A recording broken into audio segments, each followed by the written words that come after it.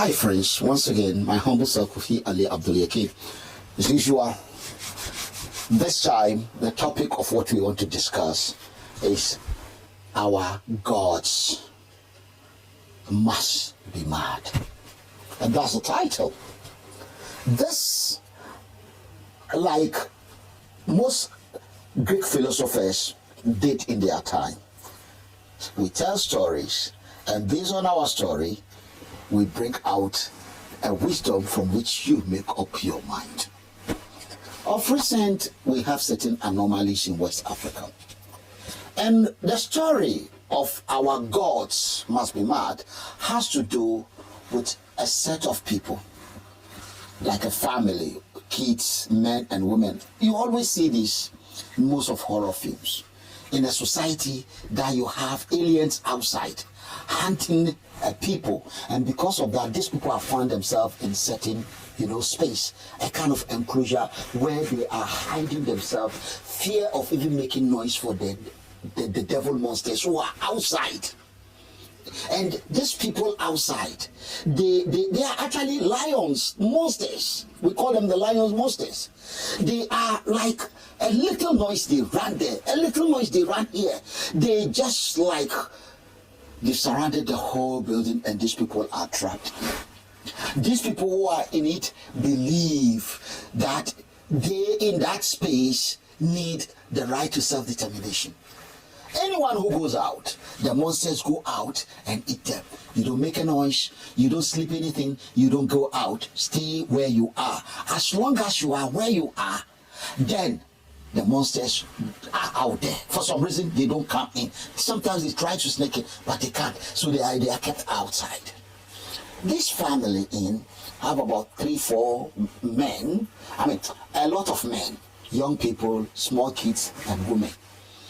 And these people inside the building are able to get some guns and certain things, modern things, so that they can be able to protect themselves inside. But when it comes to shooting, nobody even know what the monsters outside use. As soon as you're outside, they pick you up and they kill you. They run after you. And these people who are trapped were looking for a way to get out, to be free. But going out is difficult. And if they're able to get out, life will be better. Inside the place where these people are trapped, they've trained some of their children to be able to, some few guns they found in the building, how to shoot when they see the monsters, wherever so they are always on guard looking at the monsters, and the monsters are out there, very invisible. You can't see them, but they're out there. As soon as anything moves, they go after it. So those in the house realize that they just don't move. So there's a common understanding between those outside and those inside, that no movement among you trapped inside, and you inside stay where you are. We outside do what we want to do with you. On one occasion, a girl and other 2 boys feel they can't take this anymore. Why are they held and trapped inside? 1 girl and 3 boys. They feel why they should be free. Sometimes you see the younger ones crying, they just want to go. Daddy, why can't we live here? And they say, keep quiet, the monsters are coming. They are out there. On this occasion, 4, one way or the other, 3 boys, 1 girl, whatever they did, they just bolted out, trying to run, thinking they've understand the way the monsters work. And as soon as they set off running to see whether they can escape from where they are trapped, the monsters started going after them. And those inside were aware that some of their members, family members, are out there trying to run away. And these guys, you see, there is this thing of, shooting at what is outside, who are running out, and sometimes when the monsters are running out, you shoot them, which is the normal thing. They've trained the young one, they train those inside, the adults, they have the guns, the men and women to shoot.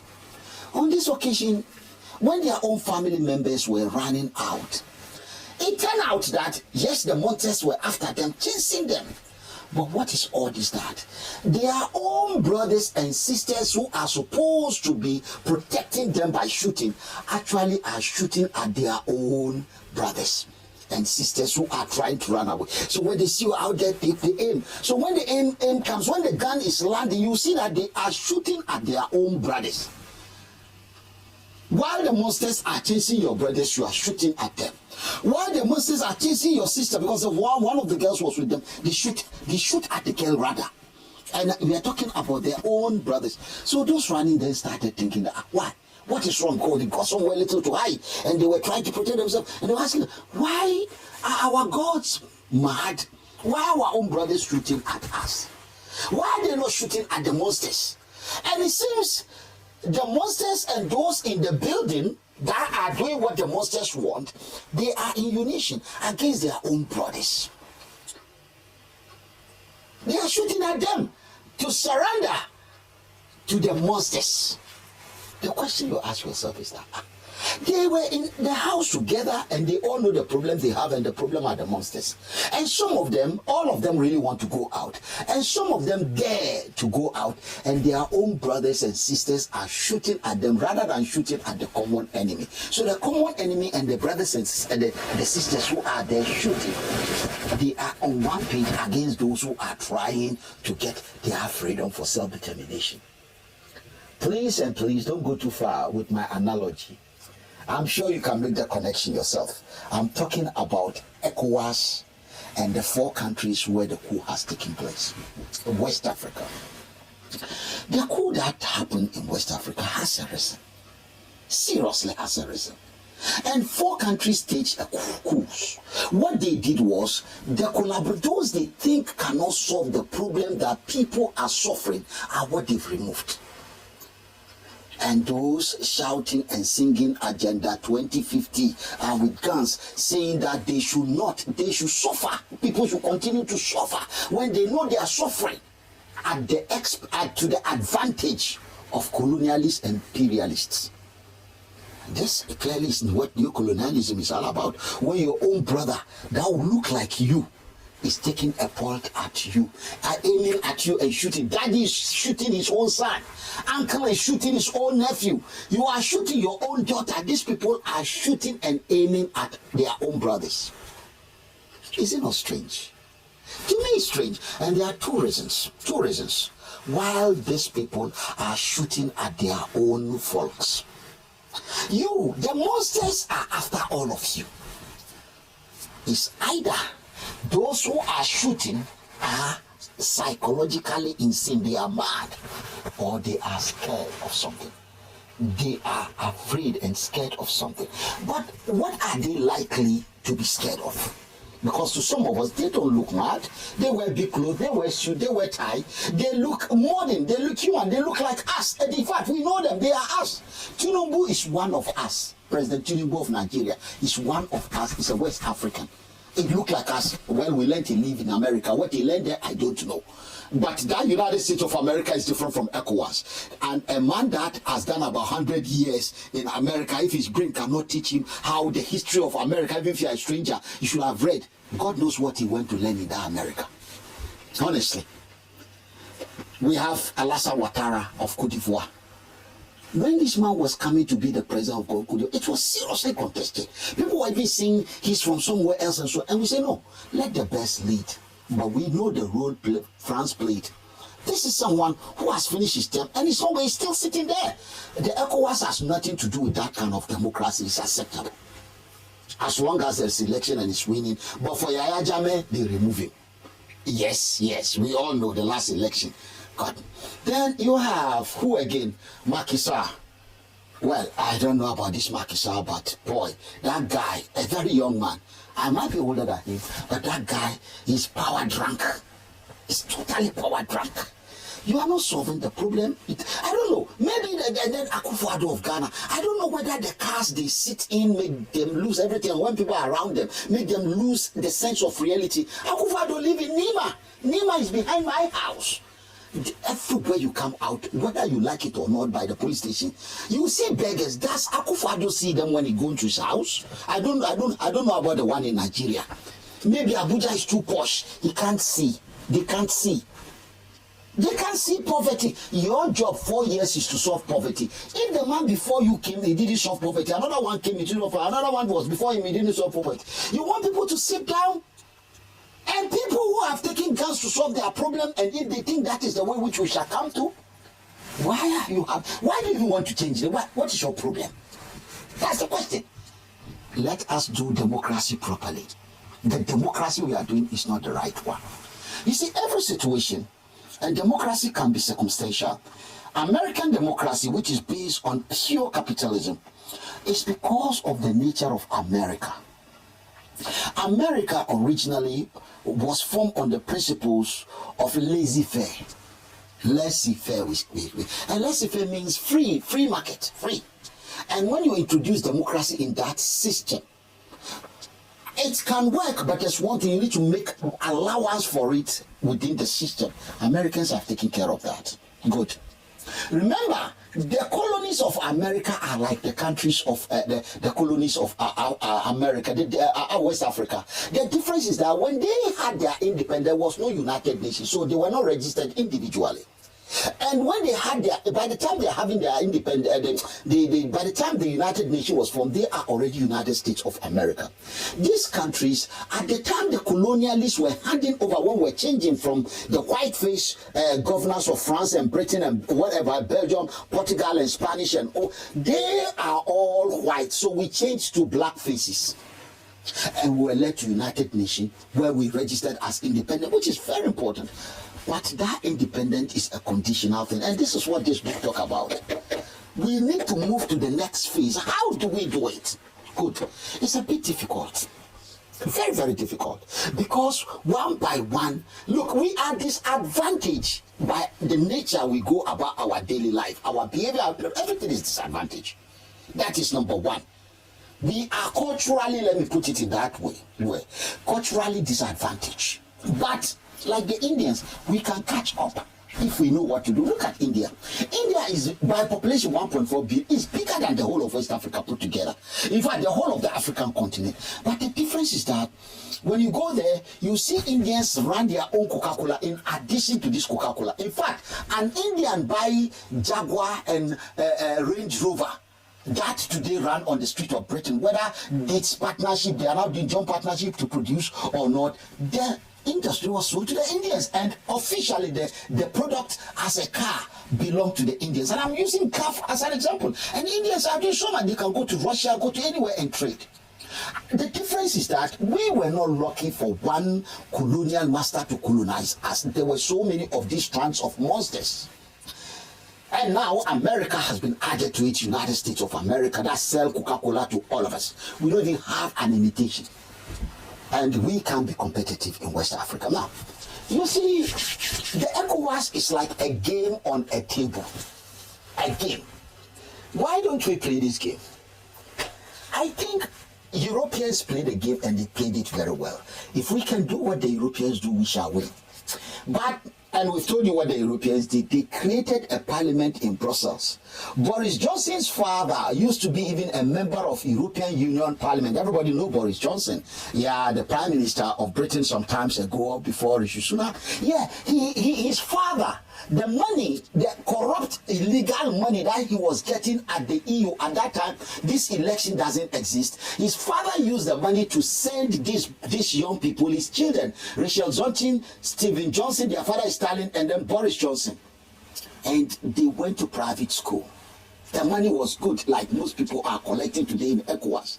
And he used the money to send. At that time, they just chose you to go. There was no serious election.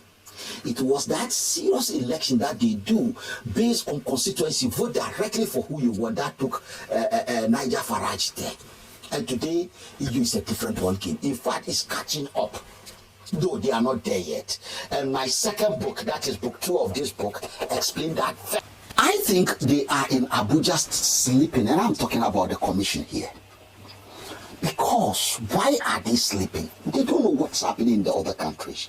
Because one important institution with the European Union of God is called the European Union Parliament. In our case, we call it ECOWAS Parliament. And the ECOWAS Parliament is responsible for the laws of the community.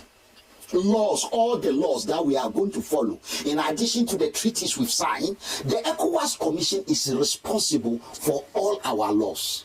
Led by a man called Sidi Tunis from Sierra Leone. President Omar Osman Sisi is from the Gambia. Now, the job is that the ECOWAS parliament will get most of the policy, the plan, the framework, the laws, what could form a law for the whole of West Africa. It will come from the ECOWAS Commission to the parliament. The parliamentarians will sit down based on the mandate given to them and how they got their mandate from the people. They would dig deep into what will be put before them. When they do the deliberations, after agreeing on whatever they want to agree on, they will then pass this thing straight to the commission. The commission will take it to the head of state, will table it before them. Right? So whether it goes through the parliament to the head of states or go through the commission is like a prime minister. The president there is like a prime minister. His job under the heads of states is to be the one on the table working. And he needs law to work with. The man doesn't have laws. He doesn't have laws. The court doesn't have laws, so they depend on the Europeans. The very people we want to catch up with, we depend on. How can you put your freedom, you said you want to self-determine. Who are you self-determining from? From those you think are suppressing and oppressing you. They are those you want to self-determine, you want to be free. Then you are depending on the laws they make. This is where we are. See, as long as we are not electing our members of the ECOWAS Parliament directly by the people as done in the European Union, what we are doing is that the system we are using now allow them to be like advisors. They really don't go. They only go there to pass their own budget. They don't do anything. The money they will share, the members of the parliament will share in their own country, is what they go and pass on. And how the commission will have some money, some little money that will get there for them to also steal. That's what they do. They do not. Now a war has happened. Now they've gone to say they are going to fight. Where are you going to fight? Who are you going to fight? The law we need to use to do this fight, now they say African rapid response. To respond to what? These forces never existed. Children are dying in the desert. They don't exist. People are sleeping on the street and they are suffering. They don't exist. Because we are settling down for peanuts. Who is fooling who? To be honest with you, see those people up there, ambassador, this ambassador, that they even call themselves ambassador. We didn't have what do you call it? A foreign mission. ECOWAS is not a foreign mission. ECOWAS, if EU is not a foreign mission, why is ECOWAS a foreign mission? United Nations is what is foreign mission. We need visa to go there. We don't need visa to go to the Abuja. We don't need visa. It's free movement, like EU. What we want is the EU model. And that is what we have agreed to have. Who are those standing on the way of seeking for justice? Who are those who are standing on the way of righteousness? Who are those who have chosen to stand on the way of fairness? Who are those who have chosen to stand on the way of our right to self-determination? The only thing holding us back is ourselves. Nobody can hold us back from doing one thing to express our right to self-determination. What? The ECOWAS, we told you, is corrupted because we, the owners, are sleeping. As for the Christians, they once said, remember when we are put in prison, we are saying with what is happening in West Africa, that military is not the solution. What do we mean by this? Military intervention from ECOWAS is not the solution. Equally, military as it is there is not the solution. Why? Because sanction or no sanction, America will put the heaviest of their sanction on these people. They won't get oil, petrol, they won't get any. In fact, even Nigeria, and thank God Nigeria is even on the side of the devils. So this will not work. However, they may be getting some crude oil from Russia because Guinea has access to the sea. You don't need to fly it in, and these days it's very dangerous to fly with crude oil because it's combustible or gas. So you need to come through the sea. Guinea will make that easier accessible. It will only take some time through Burkina Faso, Mali, Burkina Faso, and get to these people. So military is not a solution. ECOWAS must solve Niger. The problem is in what we call the ECOWAS. That is where the problem is. Why is the problem there? See, we said allow our people, let us allow the electorate of West Africa, corrupted or not, to go. All these NGOs you see, they will form their political party and they will start coming in. Some may be good, some may be bad, but it will be free for all. And let's see the laws that will make for the whole. You have it in India. Which law are we going to make? Is ECOWAS, you ask people, is it one economy or several economies? That's the question. Have you ever asked yourself, one economy must have one law? Yes, and one law must be made by one lawmakers, not 15 lawmakers. They must be in one place to make their common law for the whole of ECOWAS. And they, if you want to be democratic, must be elected by the people. Now, look at it. Let's put our cards on the table and play a game, because I like playing games. I love it. I love it. Let's play the game. Assuming we now want to send the ECOWAS troops in, so it's going to be war, isn't it? Look at it this way. And this is why we like telling most of you, remove the African continent from this. Stop seeing this problem as an African problem. This problem is a West African problem. It's an ECOWAS problem, and it must come with ECOWAS solution. Now, if you look at it, those of you who think you are wise, African problem. Why? Because you want all the African continent to join you in fighting what you call the imperialists. Is that not true? Look at it this way. Now, for assuming the coup is a liberating thing, they free. Four out of what? 4 out of 54. Abba, it's a drop in the ocean, isn't it? 4 out of 54. Assuming the imperialists is in all the 54, 50, 4 have escaped. That 4 don't have a chance. Battle 50 against 4. You don't have any fair chance. So let's now bring this thing to West Africa. Then you see that the coup has an advantage. Now look at it this way, gently. 15 countries, no more 54 countries. We've warned you. Stop mixing things up. It's not about black people. It's about right to self-determination by the people of West Africa. South Africans, East Africans, no, they should do their own.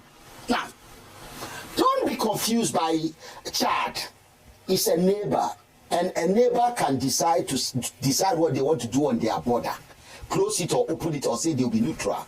Algeria is a neighbor, and Algeria, as far as Niger is concerned, they said, look, we share a border with Niger, but we don't want to be involved in this. So they've also removed themselves.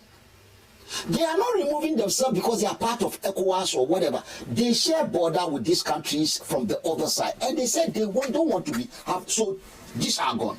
Now, so the problem now that others have removed themselves is again West African, as I said. The borders now are Nigeria, Ghana. Remember, Nigeria is a border. Okay, let's look at the border around Niger. You may have Burkina Faso and Mali. They share border with Niger. Yeah, from that side, right? They share border with Niger, Burkina Faso and Mali. Good. Then you have Nigeria down there. So around Niger, you have 3 countries. Nigeria, from within ECOWAS, you have Nigeria, Burkina Faso, and Mali. Because on the other side, they've removed themselves. That is, Algeria and Chad have removed themselves. And therefore, the problem is on this side.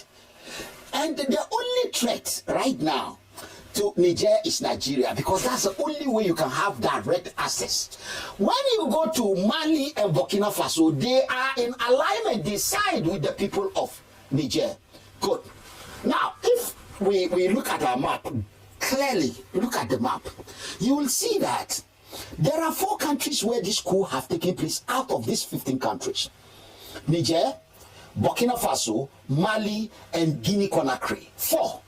And all these countries, in fact, by land size, Niger have the same size of land with Nigeria. The same land size. Nigeria has just got the population, which is the number. So, all these 4 countries happen to be the ex-colonies of France. All that did the coup. These 4 countries, Niger, Mali, Burkina Faso. Now, what they've done, what they've technically done, I think they somehow, because both Guinea and Mali share border with Senegal on that side, both of them. And then you have, and Gambia is inside Senegal. Then from the other side, you may be having Senegal side, you may have in Guinea-Bissau. Yes, yes, down there. And I'm sure you have Sierra Leone on that side. Then below Sierra Leone, you have Liberia. Now let's look at it. Let's look at it again.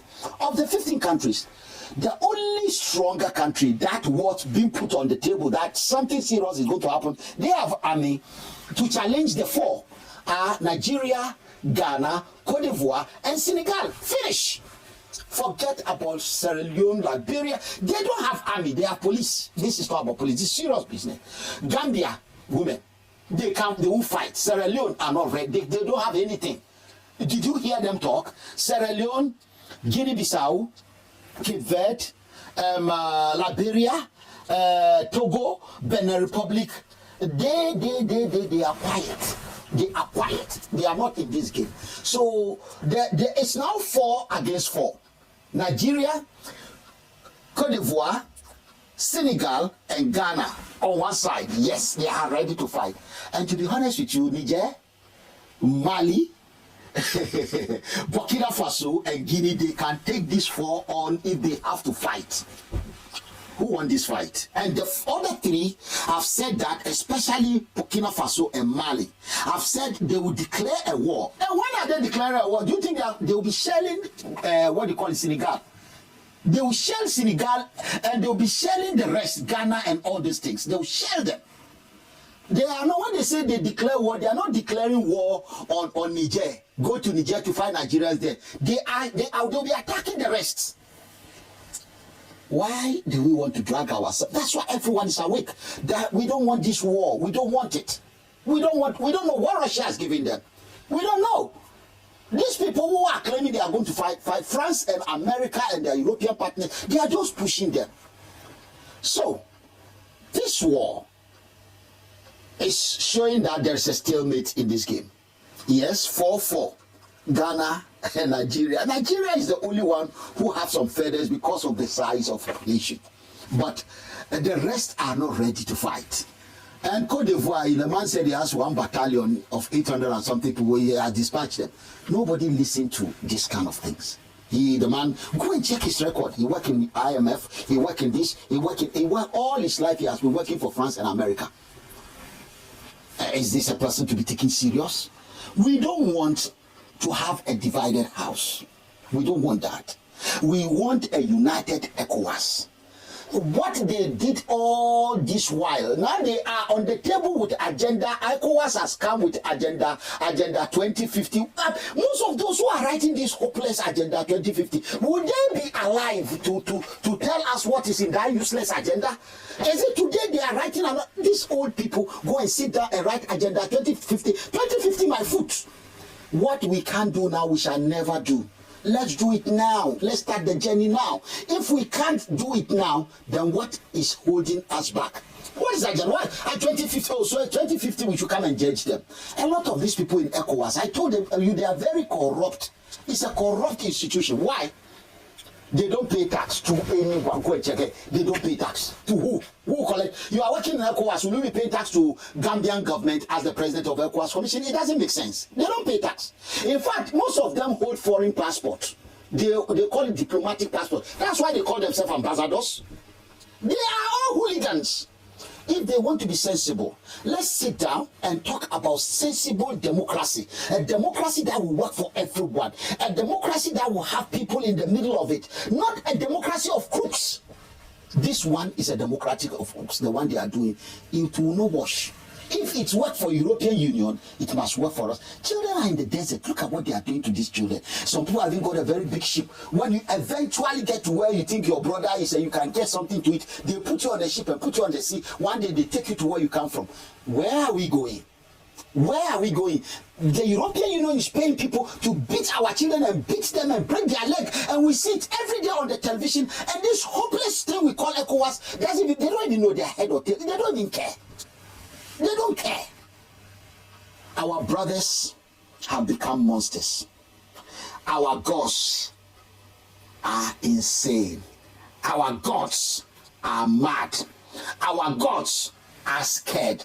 Our gods are cowards. Our gods are sissies. And we must get up as men with balls. Get out there to make that difference. And let me tell you something. Don't be fooled by the big clothes and the big turban. All of them going to Jan Niger.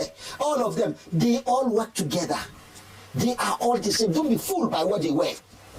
Whether they are in suit or they are in turban. Don't be fooled. Let's be wise. Give Kofi Ali your mandate.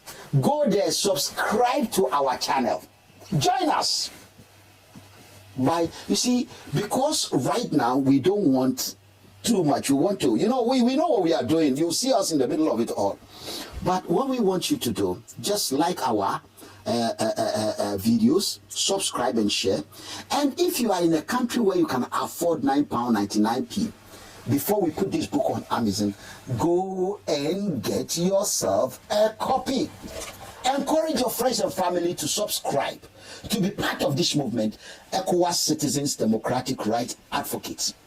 We will be coming back to you with another video titled The Real Justice. We are activists and we are fighting for real justice. Kwame Nkrumah said, Yami, the real God, the real justice. That is what we are fighting for. And we believe with you, nothing is impossible.